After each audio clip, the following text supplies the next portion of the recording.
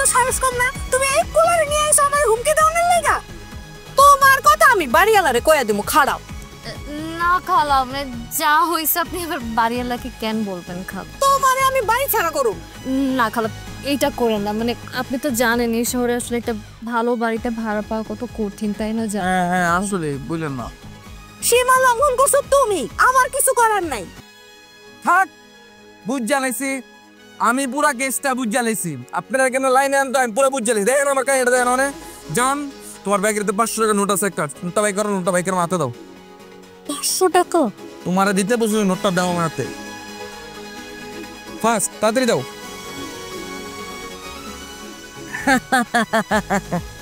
খালা, এই টাকাটা আপনার জন্য না, আপনি না করতে পারবেন, আমি কষ্ট খালা, এটা না করতে পারবো না। এই টাকাটা আপনার, এই টাকাটা আপনার রাখেন। আপনি একটা চা পান, আপনার যা মন তা করেন না, কোনো সমস্যা নাই তো। আর এই টাকা যখন শেষ হবে না, খালি আমার খালি বলবেন, আমি ওরা বলবো, ওই প্রত্যেক সপ্তাহে আপনার 500 টাকা করে দিয়ে দিব। মানে প্যারা খাইবেন না, টাকা দিয়ে দিব মনে করে, ঠিক আছে? আসলে দিব? 100% দিব। আপনি প্যারা খাইতেছেন কে, বুঝলাম না তো। এইটা যদি আগে থেকে জানতাম তাহলে তো আপনার লগে আমার কোনো ঝামেলাই হইতো না। বুঝে না, বোকা মেয়ে তো, কিউট তো, তাই।